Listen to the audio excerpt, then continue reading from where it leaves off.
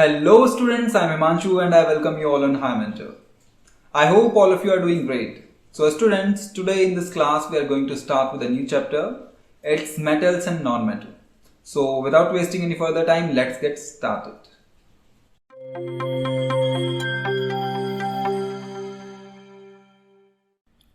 तो बच्चों शुरू करते हैं हम आज मेटल्स एंड नॉन मेटल्स से.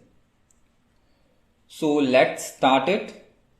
आप सभी को पता होगा बच्चों कि मेटल्स क्या होते हैं, नॉन मेटल्स भी आपको थोड़ा बहुत इनके बारे में आपने पढ़ा होगा अपनी प्रीवियस क्लास में. तो इस क्लास में बच्चों हम आज डिटेल में इन दोनों के बारे में डिस्कस करने वाले हैं. ठीक है, तो चलो शुरू करते हैं. सबसे पहले बच्चों हम जानेंगे कि मेटल और नॉन मेटल्स होते क्या हैं.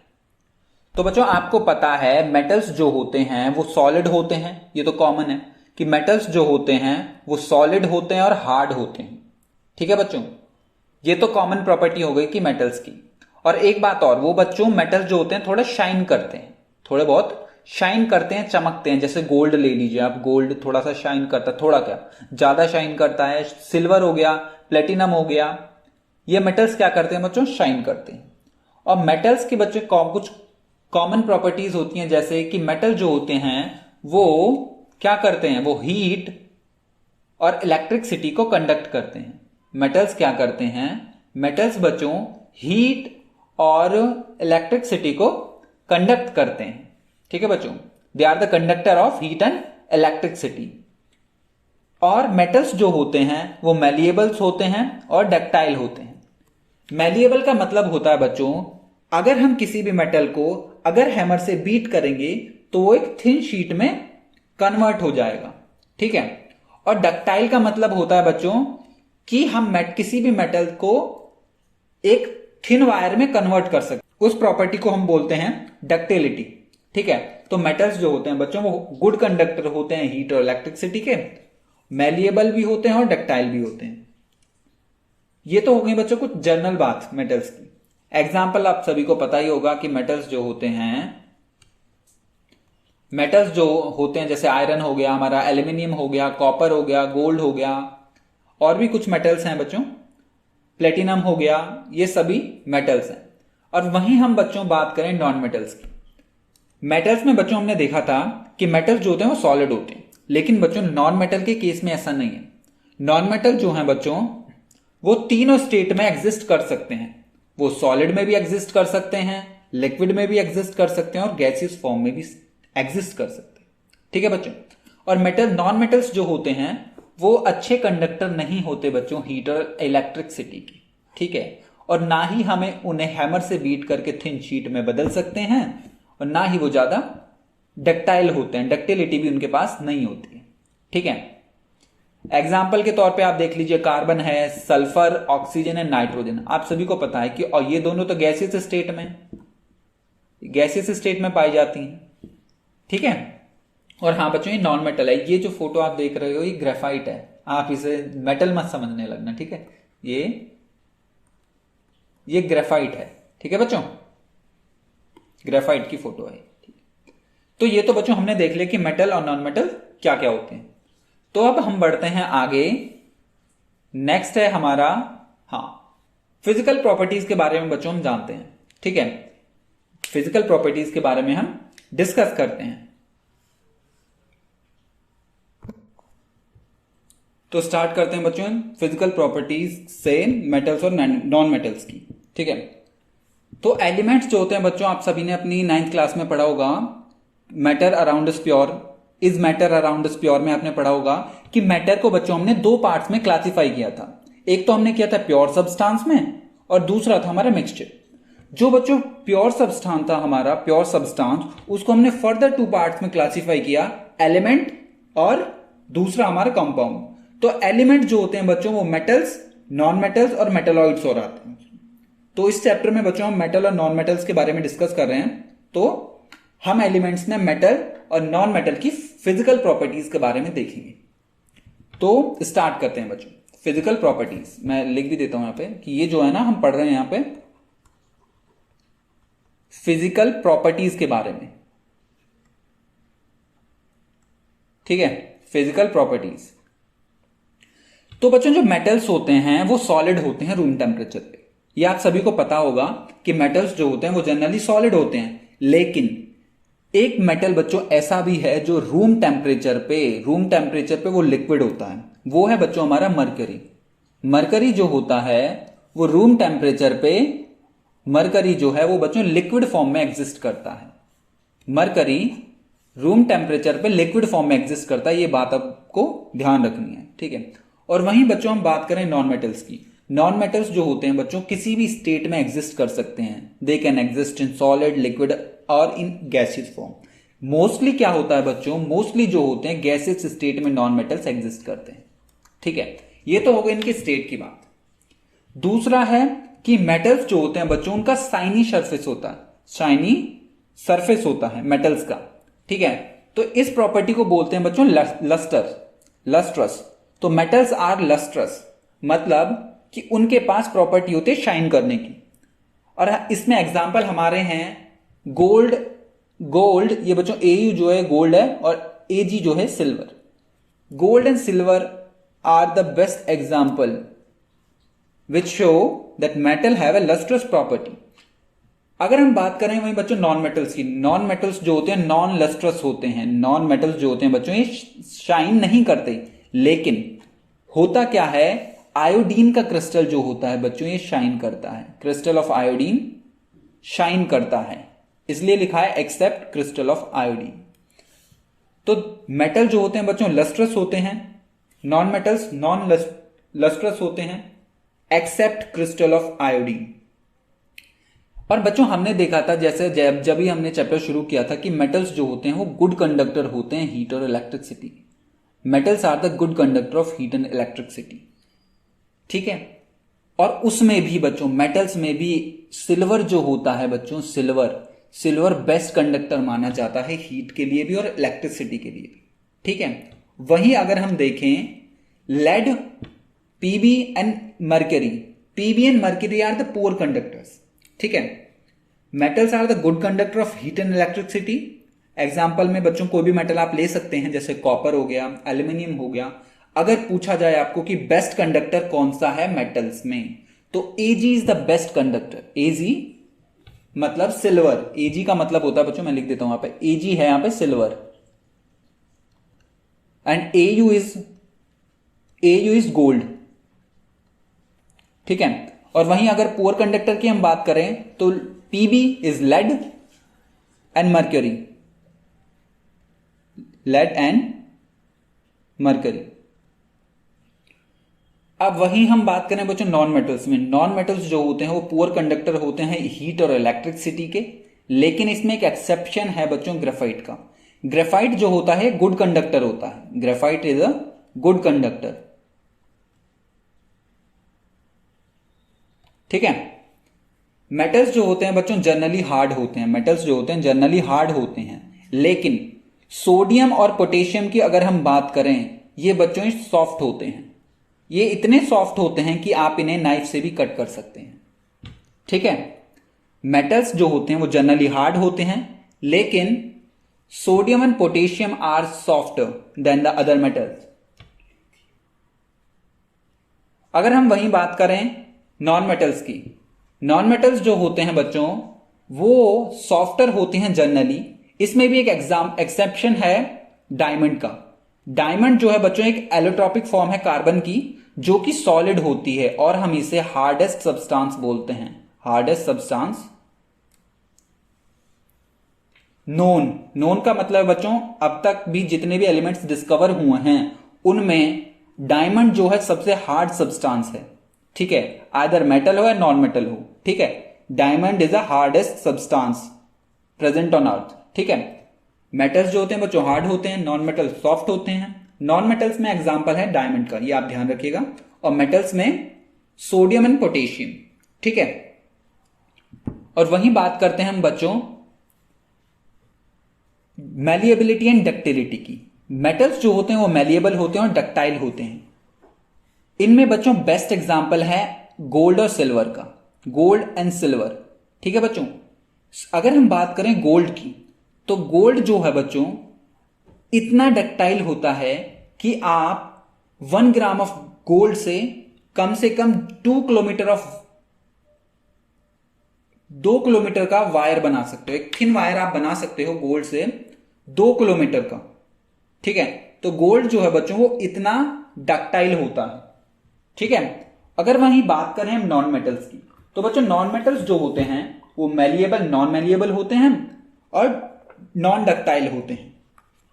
और नॉन मेटल्स जो होते हैं बच्चों वो ब्रिटल भी होते हैं। ब्रिटल इन द सेंस कि ये बहुत नाजुक होते हैं और टूट जाते हैं।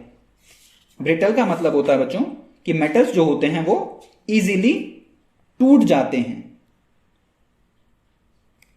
ठीक है बच्चों, सो दे आर ब्रिटल। अगर हम बच्चों आगे बढ़ते हैं तो मेटल्स जो होते हैं बच्चों उनके पास high melting and boiling point होते हैं। मेटल्स जो होते हैं, एमपी का मतलब है बच्चों मेल्टिंग पॉइंट और बीपी का मतलब है boiling point. Metals have the high melting and boiling point. Exception इसमें बच्चों फिर से आ गया है। एक्सेप्शन इसमें है कि गैलियम एंड सीजियम, ये बच्चों ये जो मेटल्स होते हैं इनका लो मेल्टिंग बॉइलिंग पॉइंट होता है। कहने का मतलब ये है कि गैलियम बच्चों इसका मेल्टिंग पॉइंट इतना कम होता है कि अगर आप गैलियम को अपने हाथ पर भी रखोगे ना तो आपके बॉडी टेम्परेचर से ही ये सॉलिड से लिक्विड फॉर्म में आ जाएगा। ठीक है, तो ये गैलियम एंड सीजियम जो होते हैं ना बच्चों, इनके एमपी बीपी या मेल्टिंग एंड बॉइलिंग पॉइंट कम होते हैं।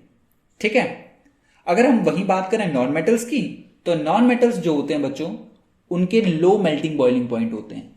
और इसमें एक्सेप्शन है डायमंड का। डायमंड के बच्चों high melting and boiling point होते हैं। ठीक है, हम फर्दर आगे बढ़ते हैं बच्चों मेटल्स में। मेटल्स जो होते हैं बच्चों सोनोरस होते हैं। सोनोरस का मतलब ये होता है कि बच्चों कि वो साउंड प्रोड्यूस करते हैं जब वो किसी दूसरे मेटल से टकराते हैं।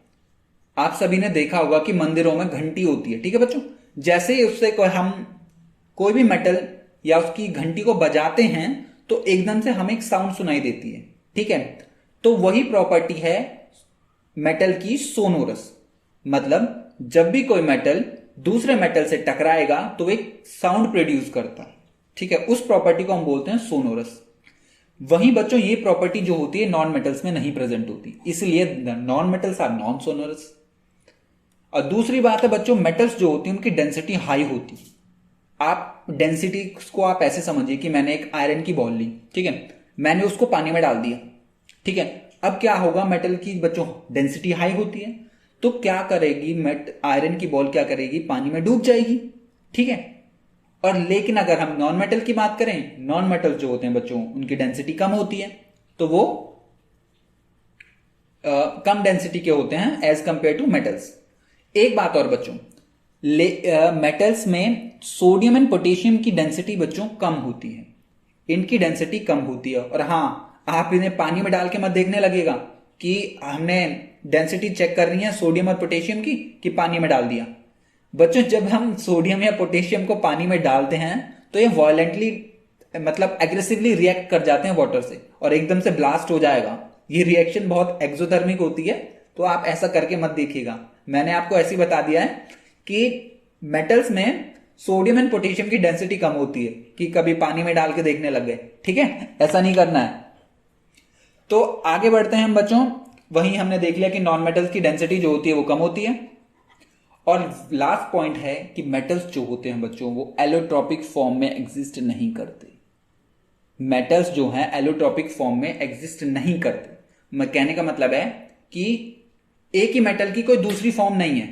ठीक है, अभी हम समझते हैं। ठीक है, और नॉन मेटल्स जो होते हैं बच्चों उनकी एलोट्रॉपिक फॉर्म होती है, जैसे डायमंड एंड ग्रेफाइट। डायमंड और ग्रेफाइट जो है बच्चों ये दो कार्बन की ही फॉर्म है। ये जो हमारा कार्बन है ये ग्रेफाइट में भी प्रेजेंट है और डायमंड की फॉर्म में भी मतलब डायमंड में भी कार्बन होता है। तो मतलब कार्बन जो है वो दो फॉर्म में एग्जिस्ट करता है, मतलब मोर देन वन फॉर्म में एग्जिस्ट करता है। तो इस प्रॉपर्टी को हमने बोला कि ये एलोट्रॉपिक फॉर्म है। तो नॉन मेटल्स जो होते हैं बच्चों वो एलोट्रॉपिक फॉर्म में एग्जिस्ट करते हैं। एग्जाम्पल के लिए कार्बन, कार्बन के दो हैं एलोट्रॉप्स, डायमंड एंड ग्रेफाइट। जबकि मेटल्स जो होते हैं बच्चों वो एलोट्रॉपिक फॉर्म में एग्जिस्ट नहीं करते। ठीक है, तो ये हो गया बच्चों सारा हमारा फिजिकल प्रॉपर्टीज के बारे में। फिजिकल प्रॉपर्टीज हमने देख ली हैं मेटल्स की और नॉन मेटल्स की। अब हम बढ़ते हैं बच्चों केमिकल प्रॉपर्टीज की तरफ और बढ़ते हैं आगे इस चैप्टर में। ठीक है, so let's move further. Chemical properties. Chemical properties में बच्चों हम क्या करने वाले हैं, हम रिएक्शंस देखेंगे कि मेटल्स को हम ऑक्सीजन के साथ रिएक्ट करेंगे तो क्या बनेगा, अगर हम वाटर के साथ रिएक्ट करेंगे तो क्या होगा। All these thing we are going to discuss here, या हम ये सारी चीजें इस टॉपिक में देखने वाले हैं। तो सबसे पहले बच्चों हमारा reaction of metal with oxygen. अगर हम मेटल का ऑक्सीजन के साथ रिएक्शन कराएंगे या एयर के साथ कराएंगे, आप यहां पे एयर भी लिख सकते हैं, एयर, ठीक है, एयर के साथ कराएंगे तो क्या बनेगा। ठीक है, जब भी बच्चों हम ऑक्सीजन या एयर के साथ किसी भी मेटल का रिएक्शन कराते हैं तो वो मेटल ऑक्साइड बनाएगा। ये बात आपको ध्यान रखनी है, कुछ ध्यान रहे या ना रहे ये आपको ध्यान रखना है। ठीक है, कि जब भी कोई मेटल ऑक्सीजन के साथ या एयर के साथ कंबाइन करेगा, एयर में मोस्टली बच्चों ऑक्सीजन ही पूछी जाएगी आपसे। ठीक है, जब भी मेटल ऑक्सीजन के साथ कंबाइन होगा तो वो मेटल ऑक्साइड बनाएगा। ठीक है बच्चों, और मेटल ऑक्साइड होते हैं जो बेसिक नेचर के। मैंने आपको एसिड और बेस में भी बताया है कि मेटल्स जो होते हैं बच्चों वो बेसिक ऑक्साइड बनाते हैं और नॉन मेटल्स जो होते हैं वो एसिडिक ऑक्साइड्स बनाते हैं। ठीक है, तो वहीं ये पॉइंट फिर से रिपीट हो गया इस चैप्टर में भी कि मेटल ऑक्साइड्स जो होते हैं बच्चों वो बेसिक नेचर के होते हैं and they are insoluble, they are insoluble. ठीक है, मेटल के ऑक्साइड बच्चों इनसॉल्युबल होते हैं वाटर में, ये बात आप ध्यान रखिएगा। ठीक है, और मेटल के बच्चों हाइड्रोक्साइड जो होते हैं ना वो भी इनसॉल्युबल होते हैं, लेकिन उसमें 2-3 एक्सेप्शन होते हैं, जैसे सोडियम हाइड्रोक्साइड हो गया, वो सॉल्युबल होता है। ठीक है, तो आप ध्यान रखिएगा कि मेटल का ऑक्साइड हो या हाइड्रोक्साइड हो, दोनों इनसॉल्युबल होते हैं। ठीक है, 1-2 एक्सेप्शन हैं उसमें हाइड्रोक्साइड में, लेकिन इसमें ज्यादातर इनसॉल्युबल ही होते हैं।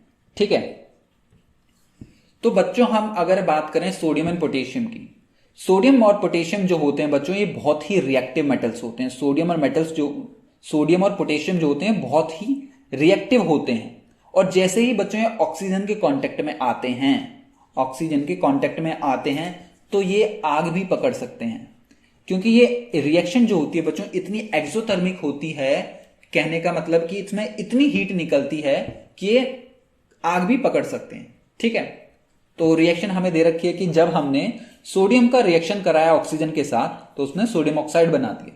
ठीक है, मेटल ऑक्साइड ही बनाएगा, तो सोडियम ने मेटल ऑक्साइड बना दिया, कहने का मतलब सोडियम ऑक्साइड बना दिया। और वहीं अगर हम बच्चों बात करें आयरन की, आयरन जो होता है वो लेस रिएक्टिव होता है, आयरन जो होता है लेस रिएक्टिव होता है। और एक बात आप ध्यान रखिएगा कि आयरन जो है बच्चों ये रिएक्ट तो करता है, आयरन जो है वो ऑक्सीजन के साथ रिएक्ट तो करता है लेकिन बर्न नहीं होता। ठीक है, आयरन जो है ऐसा नहीं है कि आयरन ऑक्सीजन के साथ रिएक्ट होकर उसने कुछ और बना लिया। ठीक है, ऐसा नहीं होगा। ठीक है, आयरन जो होता है वो लेस रिएक्टिव होता है, वो ऑक्सीजन के साथ रिएक्ट तो करेगा लेकिन ऑक्सीजन के प्रेजेंस में बर्न नहीं होगा। और अगर हम बच्चों बात करें आयरन फिलिंग्स की, आयरन फिलिंग्स जो होती है स्मॉल पार्टिकल्स होते हैं, बहुत छोटे छोटे पार्टिकल्स होते हैं आयरन के, स्मॉल पार्टिकल्स ऑफ आयरन, ये स्मॉल पार्टिकल्स होते हैं आयरन के। ठीक है, अगर हम इन्हें बच्चों फ्लेम के ऊपर डालेंगे तो ये बर्न कर जाते हैं। ठीक है, when sparkle in flame of burner, अगर हम जलती हुई आग के ऊपर इन्हें डालेंगे आयरन फिलिंग्स को तो ये बर्न कर जाते हैं। ठीक है, ये बात आप ध्यान रखिएगा कि आयरन जो है वो ऑक्सीजन के साथ रिएक्ट तो करेगा लेकिन बर्न नहीं होता। लेकिन उसमें एक्सेप्शन ये है कि अगर हमने आयरन फिलिंग्स ले लें तो वो फ्लेम के कांटेक्ट में आके बर्न कर जाते हैं। ठीक है बच्चों, रिएक्शन देख लेते हैं। जब हमने आयरन को रिएक्ट कराया ऑक्सीजन के साथ तो उसने बना लिया फेरिक ऑक्साइड, इसको बोलते हैं बच्चों हम फेरिक ऑक्साइड, फेरिक ऑक्साइड। ठीक है, तो ये तो बात हो गई कि जब हमने मेटल को ऑक्सीजन के साथ रिएक्ट किया तो क्या हुआ। इसमें और भी हैं, हम देख लेते हैं। अब हम देखते हैं बच्चों कॉपर, कॉपर भी जो होता है बच्चों वो लेस रिएक्टिव होता है आयरन से भी, even less reactive than iron, iron से भी कम रिएक्टिव होता है। ठीक है, और अगर हम कॉपर को बच्चों ऑक्सीजन की प्रेजेंस में हीट करते हैं ना लंबे समय तक, तो क्या करता है वो कॉपर ऑक्साइड बना लेता है, वो एक ब्लैक कलर का सब्सटेंस बन जाता है। आप एक काम कीजिएगा, आपके घर में अगर कॉपर हो, कॉपर को बोलते हैं बच्चों हिंदी में तांबा, तांबा जो होता है उसे आप क्या कीजिएगा, कैंडल जला के उसे थोड़ा सा हीट कीजिएगा थोड़ी देर के लिए, तो आप क्या देखोगे कि कुछ टाइम बाद वो कॉपर जो है वो ब्लैक कलर में कन्वर्ट हो गया। ठीक है, ये हुआ क्यों बच्चों? ये हुआ इसीलिए कि जब कॉपर ऑक्सीजन के कांटेक्ट में आया तो उसने बना लिया कॉपर का ऑक्साइड। इसको हम क्यूपरिक ऑक्साइड भी बोलते हैं, क्यूपरिक ऑक्साइड भी बोलते हैं बच्चों इसे। ठीक है, क्यूपरिक ऑक्साइड।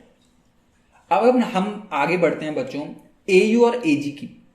एयू और एजी जो होते हैं बच्चों, गोल्ड एंड सिल्वर जो होते हैं, वो रिएक्ट नहीं करते ऑक्सीजन के साथ। एयू एंड एजी रिएक्ट नहीं करते ऑक्सीजन के साथ। और वहीं कुछ और भी मेटल्स हैं, जैसे एल्यूमिनियम हो गया, मैग्नीशियम हो गया, जिंक हो गया, ये भी ऑक्सीजन के साथ रिएक्ट नहीं करते। ये रिएक्ट नहीं करते बच्चों। होता क्या है इनमें, एल्यूमिनियम, मैग्नीशियम और जिंक में होता क्या है कि ऑक्सीजन के कांटेक्ट में आते ही ना, ये थोड़ी सी इनकी जो अपर लेयर होती है, अपर लेयर जो होती है, जैसे मैग्नीशियम का एग्जांपल लें, मैग्नीशियम की अपर लेयर क्या करेगी बच्चों, ऑक्सीजन के कांटेक्ट में आके एमजीओ, मैग्नीशियम का ऑक्साइड बना लेती है ऊपर, और जो फर्दर नीचे का मेटल है ना, उसको इनएक्टिव कर देती है कि अब इसका ऑक्सीडेशन नहीं हो सकता। ठीक है, तो ऊपर एक लेयर इसकी बन जाती है इन मेटल्स के ऊपर, और फर्दर आगे की ऑक्सीडेशन नहीं हो पाती है। तो ये भी पूरी तरह से ऑक्सीजन के साथ रिएक्ट नहीं करते, हम कह सकते हैं। ठीक है, तो एल्यूमिनियम, मैग्नीशियम एंड जिंक जो ये भी नॉन रिएक्टिव होते हैं ऑक्सीजन के लिए। ठीक है, लेकिन ये क्या करते हैं बच्चों, एक प्रोटेक्टिव कवरिंग बना लेते हैं ऑक्सीजन की, ऑक्साइड की, जो इसने इनएक्टिव कर देती है ऑक्सीडेशन की तरफ, या ऑक्सीजन से रिएक्ट नहीं करती, या इनएक्टिव बना देती है, रिएक्शन ऑक्सीजन के साथ नहीं करने देती। ठीक है, अगर हमने बच्चों ये तो बात कर ली हमने मेटल्स की, अगर हम बात करें नॉन मेटल्स की, बच्चों नॉन मेटल्स जब ऑक्सीजन के साथ रिएक्ट करेंगे ना, तो ये बनाएंगे एसिडिक ऑक्साइड बनाएंगे, या ये कोई भी न्यूट्रल ऑक्साइड बना देंगे। ठीक है, एग्जाम्पल हम देख लेते हैं।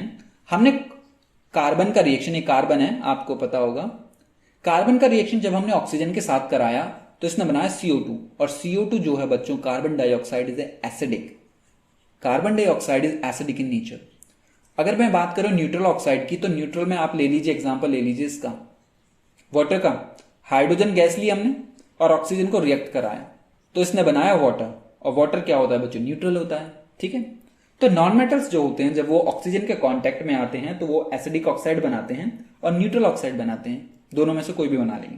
ठीक है, अगर वाटर की बात आए, हाइड्रोजन और ऑक्सीजन रिएक्ट करेंगे तो वो न्यूट्रल ऑक्साइड बनाएंगे। ठीक है बच्चों, अब हम बढ़ते हैं बच्चों आगे। नेक्स्ट है हमारा reaction of metal with water. जब हम वाटर के साथ मेटल का रिएक्शन कराएंगे तो क्या होगा? तो बच्चों जब हम रिएक्शन कराते हैं किसी भी मेटल का वाटर के साथ, तो क्या करेगा, एक तो वो मेटल ऑक्साइड बनाएगा और हाइड्रोजन गैस उसमें से रिलीज हो जाएगी। ठीक है, मेटल ने वाटर के साथ ऑक्सीजन रिएक्शन किया, तो ऑक्सीजन जो है वो मेटल के साथ कंबाइन हो गया, उसने मेटल ऑक्साइड बना दिया और हाइड्रोजन गैस रिलीज हो गई। ठीक है, अब बच्चों फिर से हमने क्या किया, मेटल का ऑक्साइड का रिएक्शन वाटर के साथ कराया, तो उसने बना लिया बच्चों हाइड्रोक्साइड। ठीक है, अब मान लीजिए आपने कोई मेटल लिया, वो पानी में डाल दिया। ठीक है, पानी में डाल दिया तो बच्चों क्या होगा, वाटर जो है कुछ तो मेटल ऑक्साइड बना देगा, कुछ वाटर, और उसमें से हाइड्रोजन गैस रिलीज हो जाएगी।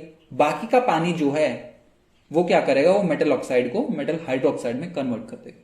ठीक है, या आप अगर मैं एक ही रिएक्शन में आपको बता दूं इसे, तो बच्चों जब मेटल वाटर को हम एक्सेस में कर लें, यहां पे अगर मैं लिख दूं यहां पे एक्सेस, तो ये क्या करेगा, वो सीधा ही बना देगा, मेटल हाइड्रोक्साइड बना देगा, हाइड्रोजन गैस यहां पे रिलीज नहीं हो, ये भी रिलीज होगी वैसे तो। ठीक है, तो आप ऐसे समझ लीजिए कि जब भी हम मेटल का रिएक्शन वाटर के साथ कराएंगे तो वो क्या बनाएगा, हाइड्रोक्साइड बनाएगा। और ये मेटल ऑक्साइड जो आप देख रहे हो ना बच्चों, ये एक इंटरमीडिएट प्रोडक्ट हम इसे कह सकते हैं, ये बीच में बनता है। ठीक है, ये बीच में बनता है, ऐसे आप समझ लीजिए। मेटल का रिएक्शन कराया वाटर के साथ, मेटल ऑक्साइड बना, हाइड्रोजन गैस रिलीज हो गई, और फिर बच्चों हमने क्या किया, मेटल ऑक्साइड को फर्दर वाटर के साथ रिएक्ट कराया तो उसने बनाया मेटल हाइड्रोक्साइड। ठीक, अब हम बढ़ते हैं बच्चों आगे। मेटल्स जो होते हैं बच्चों, मैंने आपको बताया था कि सोडियम और पोटेशियम जो होते हैं ना, ये वायलेंटली रिएक्ट करते हैं, मतलब बहुत ही एग्रेसिवली रिएक्ट करते हैं वाटर के साथ, कोल्ड वाटर के साथ। ये क्या करते हैं बच्चों, जैसे आप इन्हें पानी में डालोगे ना, एकदम से इसमें धमाका होगा, मतलब एक एक्सोथर्मिक रिएक्शन होगी और उसमें ये आग लग जाएगी। ठीक है बच्चों, इसीलिए हम क्या करते हैं बच्चों, सोडियम एंड पोटेशियम को ना केरोसिन ऑयल में डुबो के रखते हैं। ठीक है, केरोसिन ऑयल में इसीलिए हम इन्हें डुबो के रखते हैं क्योंकि ये ज्यादा रिएक्टिव होते हैं, एयर के साथ भी ये रिएक्शन कर जाते हैं। ठीक है, और पानी के साथ तो आपको पता ही है क्या करेंगे, एक एक्सोथर्मिक रिएक्शन होगी और धमाका होगा, छोटा सा, मतलब छोटा सा पीस लेके अगर सोडियम का डालोगे ना एकदम से धुंध सी आवाज आएगी। ठीक है, और इसीलिए हम इन्हें केरोसिन ऑयल में डुबो के रखते हैं। ठीक है, हमने सोडियम का रिएक्शन करा दिया वाटर के साथ बच्चों, इसने बना लिया सोडियम हाइड्रोक्साइड। और हाँ बच्चों, ये सॉल्युबल होता है, सोडियम हाइड्रोक्साइड जो होता है ना बच्चों सॉल्युबल होता है। सोडियम और पोटेशियम का भी रिएक्शन सेम ही होगा। सोडियम और पोटेशियम जो होते हैं ना, अगर मैं QH भी लिख दूं ये भी सॉल्युबल होगा। ठीक है, दोनों सॉल्युबल होते हैं। अगर हम बात करते हैं बच्चों कैल्शियम की, कैल्शियम जो होता है वाटर के साथ ज्यादा रिएक्टिव नहीं होता, मतलब लेस वायलेंटली रिएक्ट करेगा। ठीक है, अगर कोल्ड वाटर के साथ अगर हम कैल्शियम का रिएक्शन कराएंगे तो वो रिएक्ट तो कर जाएगा पर मतलब ऐसे तुरंत नहीं करेगा। ठीक है, तो जब हम कैल्शियम का रिएक्शन कराते हैं बच्चों वाटर के साथ तो वो बना लेगा कैल्शियम हाइड्रोक्साइड, कैल्शियम हाइड्रोक्साइड। इसको बच्चों हम स्लेक्ड लाइम भी बोलते हैं, हमने पहले चैप्टर में पढ़ा था। ठीक है, या आई थिंक एसिड में भी हमने देखा था। ठीक है, कैल्शियम हाइड्रोक्साइड को हम स्लेक्ड लाइम भी बोलते हैं, हम ध्यान रखिएगा। अगर हम बच्चों बात करें मैग्नीशियम की, मैग्नीशियम बच्चों कोल्ड वाटर के साथ ये रिएक्ट नहीं करता है, कोल्ड वाटर के साथ मैग्नीशियम रिएक्ट नहीं करता है। मैग्नीशियम को अगर बच्चों हम हॉट वाटर के साथ रिएक्ट कराते हैं तो ये बना लेता है मैग्नीशियम हाइड्रोक्साइड, मैग्नीशियम हाइड्रोक्साइड ये बना लेता है। ठीक है, अब होता क्या है बच्चों, कैल्शियम और मैग्नीशियम जब रिएक्ट करते हैं वाटर के साथ तो बच्चों ये मेटल्स क्या करते हैं, ये मेटल फ्लोट करना शुरू कर देते हैं। क्यों फ्लोट करना शुरू करेंगे, क्योंकि बच्चों जब ये रिएक्ट करेंगे ना वाटर के साथ तो इसमें हाइड्रोजन गैस भी रिलीज हो रही है। हाइड्रोजन गैस क्या हो रही है, ये भी रिलीज हो रही है। तो ये क्या करेगी, ये मेटल के सरफेस पे चिपक जाएगी और उन्हें फ्लोट कराएगी वाटर के अंदर। ठीक है, तो क्या होता है कि ये फ्लोट भी करते हैं। अगर मान लीजिए हमने मैग्नीशियम का कोई भी पीस डाल दिया पानी में तो कुछ टाइम बाद हाइड्रोजन के वो क्या करेंगे, हाइड्रोजन के गैस मॉलिक्यूल मेटल से स्टिक हो जाएंगे और उसे फ्लोट कराएंगे। ठीक है बच्चों, अब हम बढ़ते हैं आगे। आगे अगर हम बात करते हैं एल्यूमिनियम, जिंक और आयरन की, ये जो बच्चों ये मेटल्स जो होते हैं ये रिएक्ट करते हैं वाटर के साथ। जब कब, जब वाटर स्टीम की फॉर्म में होगा, वाटर गैसेस फॉर्म में जब होगा, जब ये एल्यूमिनियम, जिंक और आयरन रिएक्ट करेंगे और ये इनके ऑक्साइड बना लेंगे, हाइड्रोक्साइड बना ऑक्साइड बना लेंगे। ठीक है, तो ये बना दिया इसने। अगर हम एल्यूमिनियम पर रिएक्शन कराया हमने वाटर के साथ तो हाइड्रोजन गैस रिलीज हो गई और Al2O3 बन गया।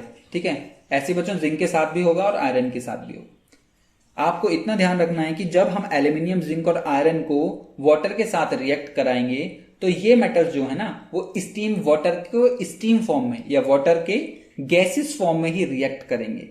ये क्या करेंगे, गैसेस फॉर्म में रिएक्ट करेंगे वाटर की, इन द सेंस स्टीम में ही रिएक्ट करेंगे। ठीक है, ये लिखा भी हुआ है aluminium, zinc, iron react with water only, steam is passed over heated metal.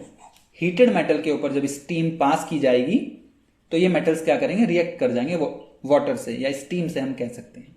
ठीक है, और कुछ मेटल्स होते हैं बच्चों जैसे कॉपर हो गया, गोल्ड हो गया, सिल्वर हो गया, प्लेटिनम हो गया, ये पानी के साथ रिएक्ट नहीं करते। आपको ध्यान रखना है, copper, gold, silver and platinum they do not react with water at all. ठीक है बच्चों, वह अब तो ये बात हो गई बच्चों मेटल्स की। अब हम देख लेते हैं कि क्या नॉन मेटल्स भी वाटर के साथ रिएक्ट करते हैं। तो इसका बच्चों सीधा जवाब है no, non metal do not react with water. Non metals जो होते हैं बच्चों वाटर के साथ वो रिएक्ट नहीं करते हैं। ठीक है, ये बात आप ध्यान रखिएगा। अब बच्चों नेक्स्ट है हमारा reaction of metal with acid, reaction of metal with acid. अब होता क्या है बच्चों, हमने एसिड में भी देख ही लिया है वैसे ये टॉपिक, फिर से थोड़ा सा इसे डिस्कस कर लेते हैं यहाँ पे कि मेटल्स जो होते हैं बच्चों, जब भी हम मेटल को किसी भी डाइल्यूट एसिड के साथ रिएक्ट कराएंगे, डाइल्यूट एसिड के साथ मेटल को रिएक्ट कराएंगे तो क्या बनाएगा, एक तो मेटल सॉल्ट बनाएगा और उसमें से हाइड्रोजन गैस रिलीज होगी। ठीक है, अब हमने क्या किया, हमने ले लिया सोडियम, सोडियम एक मेटल है और उसका रिएक्शन करा दिया डाइल्यूट HCl के साथ। ये बच्चों डाइल्यूट है, ठीक है, डाइल्यूटेड है। जब हमने रिएक्शन कराया सोडियम का HCl के साथ तो इसने बना लिया हमारा सॉल्ट, मेटल सॉल्ट, ये नमक है, ठीक है, और हाइड्रोजन गैस रिलीज हो गई। ठीक है बच्चों, एक बात आपको ध्यान रखनी है, जब भी बच्चों हम किसी भी मेटल को HNO3 नाइट्रिक एसिड के साथ रिएक्ट कराएंगे तो उस केस में हाइड्रोजन गैस नहीं निकलेगी। When we react HNO3 with any of the metal, then in that case hydrogen gas will not evolve. क्यों इवॉल्व नहीं होगी? होता बच्चों ये इसीलिए है क्योंकि ये जो हमारा HNO3 है ना, ये स्ट्रॉन्ग ऑक्सीडाइजिंग एजेंट है। ये क्या करता है, एक अच्छा खासा स्ट्रॉन्ग ऑक्सीडाइजिंग एजेंट है। ये करेगा क्या, जब रिएक्शन में रिएक्शन में हाइड्रोजन गैस रिलीज होगी, ये अपना ऑक्सीजन मॉलिक्यूल वाटर के साथ चिपका देगा। मतलब हाइड्रोजन की जगह पानी रिएक्शन में रिलीज होगा या बनेगा। ठीक है, तो जब भी बच्चों मेटल HNO3 के नाइट्रिक एसिड के साथ रिएक्ट करेगा तो हाइड्रोजन गैस रिलीज नहीं होगी। क्यों नहीं होगी, क्योंकि HNO3 जो है बच्चों हमारा वो एक स्ट्रॉन्ग ऑक्सीडाइजिंग एजेंट है। ठीक है, वो क्या करता है, H2 जब इवॉल्व होगी रिएक्शन में तो वो वाटर फॉर्म कर लेगी। ठीक है, और खुद क्या करेगा, ये नाइट्रिक एसिड जो है ये खुद क्या करेगा, ये किसी भी नाइट्रोजन के ऑक्साइड में, किसी भी मतलब नाइट्रोजन के ऑक्साइड में रिड्यूस हो जाएगा। ठीक है बच्चों, ऑक्सीडाइजिंग एजेंट के बारे में आपको थोड़ा सा बता देता हूं। ऑक्सीडाइजिंग एजेंट जो होते हैं बच्चों वो दूसरे को तो ऑक्सीडाइज कर देते हैं, जैसे इसने क्या किया, इसको ऑक्सीडाइज कर दिया हाइड्रोजन को, और खुद क्या करते हैं ऑक्सीडाइजिंग एजेंट, रिड्यूस हो जाते हैं। अब ये खुद किस में रिड्यूस हो गया, NO2 में। ये बच्चों नाइट्रोजन डाइऑक्साइड है। जैसे हमारा CO2 होता है ना, कार्बन डाइऑक्साइड, वैसे ही नाइट्रोजन का ऑक्साइड है ये नाइट्रोजन डाइऑक्साइड। ठीक है, तो ये खुद रिड्यूस होता है नाइट्रोजन के ऑक्साइड्स में। नाइट्रोजन के कुछ ऑक्साइड होते हैं जैसे NO2 नाइट्रोजन डाइऑक्साइड, NO हो गया या N2O हो गया, ये बच्चों नाइट्रोजन के कुछ ऑक्साइड्स हो गए। ठीक है, HNO3 में बच्चों एक एक्सेप्शन और है जो आपको ध्यान रखना है। हम कह सकते हैं कि जब हम HNO3 को बच्चों बहुत ज्यादा डाइल्यूट कर देंगे, HNO3 में जब हम बहुत सारा हमने मतलब डाइल्यूशन करा दिया HNO3 का, और तब हमने इसे रिएक्ट कराया मैग्नीशियम के साथ और मैग्नीज के साथ। Mn जो है बच्चों मैग्नीज होता है। जब हम वेरी डाइल्यूटेड नाइट्रिक एसिड को मैग्नीशियम या मैग्नीज के साथ रिएक्ट कराते हैं उस केस में बच्चों हाइड्रोजन गैस इवॉल्व होती है। ठीक है, ये इसका एक एक्सेप्शन आप समझ ही सकते हैं, एक्सेप्शन ही कह लीजिए आप इसे। ठीक है, जब भी हम डाइल्यूट HNO3 को रिएक्ट कराएंगे, डाइल्यूट का मतलब है बच्चों वेरी डाइल्यूटेड, ये जो है ना, ये आप इसे वेरी डाइल्यूटेड समझ लीजिए। ठीक है, जब हमने मैग्नीज का reaction very diluted nitric acid के साथ कराया तो उस केस में हाइड्रोजन गैस बच्चों रिलीज होती है। ठीक है, ये आप ध्यान रखिएगा कि मैग्नीज और मैग्नीशियम और मैग्नीज के साथ गैस हाइड्रोजन गैस रिलीज होगी।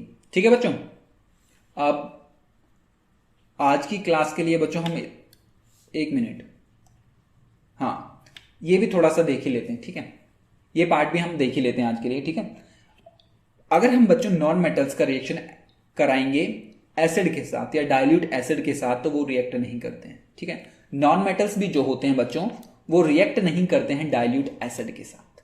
ठीक है, मेटल्स के बारे में हमने देख लिया कि मेटल्स क्या करेंगे, जब डाइल्यूट एसिड के साथ रिएक्ट करेंगे तो वो मेटल सॉल्ट बनाते हैं। ठीक है, वहीं अगर हम बात करें नॉन मेटल्स की, so they are not going to react with non metals. ठीक है, हम कह भी सकते हैं कि नॉन मेटल्स रिएक्ट नहीं करते हैं डाइल्यूट एसिड के साथ।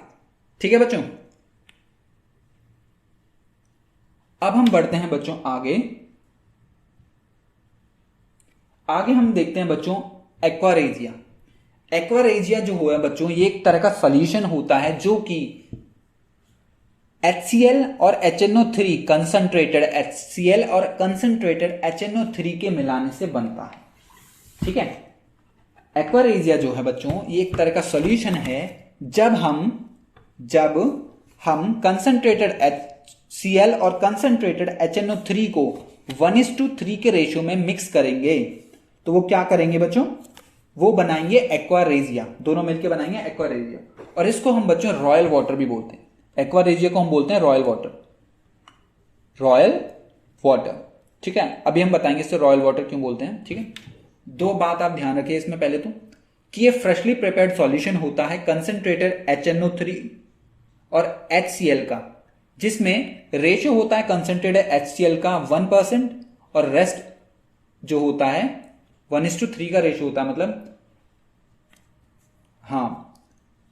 मतलब 1/4 में से 1 पार्ट जो होता है HCl का होता है और 3rd पार्ट जो होता है HNO3 का होता है। ठीक है बच्चों, इस रेशियो में हम क्या करते हैं, कंसंट्रेटेड HCl को और कंसंट्रेटेड HNO3 को मिलाते हैं, तो हमारे पास जो सॉल्यूशन आएगा उसको हम बोलते हैं रॉयल वाटर या एक्वारेजिया। एक्वारेजिया जो होता है बच्चों हाईली कोरेसिव और फ्यूमिंग लिक्विड होता है।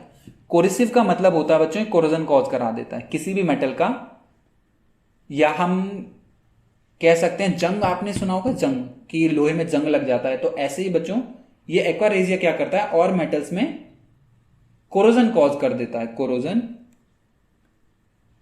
कोरोसिव का मतलब है बच्चों कोरोजन कॉज कर देता है। ठीक है, और ये एक और प्रॉपर्टी है बच्चों एक्वारेजिया की कि ये बच्चों किसी भी मेटल को डिसॉल्व कर देता है, अपने अंदर किसी भी मेटल को डिसॉल्व कर सकता है, जैसे अगर वो गोल्ड और सिल्वर ही क्यों ना हो। गोल्ड और सिल्वर बच्चों आपने अभी पढ़ा होगा, हमने देखा था कि गोल्ड और सिल्वर जो होते हैं वो नॉन रिएक्टिव होते हैं, वो किसी के साथ रिएक्ट ही नहीं करते हैं, लेकिन एक्वारेजिया क्या करता है बच्चों, इन्हें भी डिसॉल्व कर लेता है।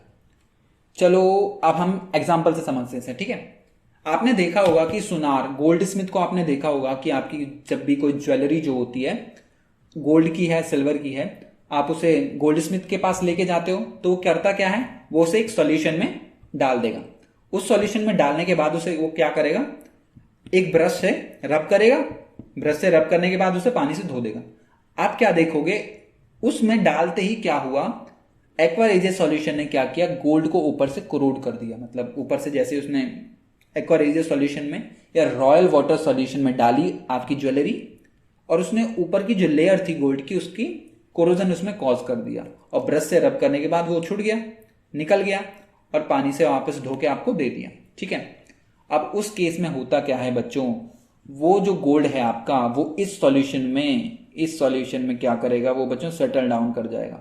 जो भी जितना कोरोड हुआ है, जितना ऊपर से निकला है, वो इसमें स्टोर हो जाएगा, जो कि बाद में क्या करते हैं सुनार जो होते हैं बच्चों, उसे वापस से उस गोल्ड को वापस से सॉल्यूशन में से रिस्टोर भी कर लेते हैं।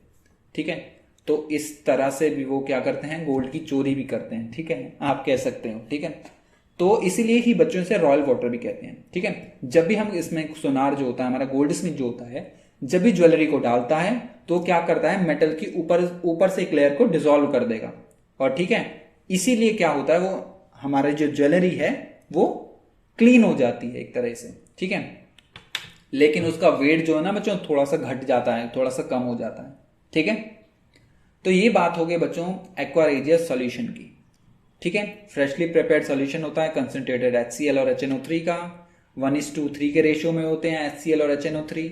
ये हाईली कोरोसिव और फ्यूमिंग लिक्विड होता है जो कि सभी मेटल को डिसॉल्व कर सकता है, even gold and silver. Example मैंने आपको दे ही दिया है कि गोल्ड स्मिथ क्या करता है, सोने की चोरी कैसे करते हैं। ठीक है, गोल्ड की ज्वेलरी में से मतलब उसे पानी में डाल के, पानी में नहीं, एक्वारेजिया सॉल्यूशन में डाल देते हैं और उसमें मेटल डिसॉल्व हो जाता है और वो क्लीन पानी में धो के आपको दे देते हैं। ठीक है, तो यही बच्चों इस क्लास को हम आज खत्म करते हैं। ठीक है, नेक्स्ट टॉपिक है हमारा reaction of metal with salt solution. इसे हम बच्चों देखेंगे नेक्स्ट क्लास में, इसे हम नेक्स्ट क्लास में देखेंगे। ठीक है बच्चों, सो मिलते हैं आपको नेक्स्ट वीडियो में। So till then bye bye and take care.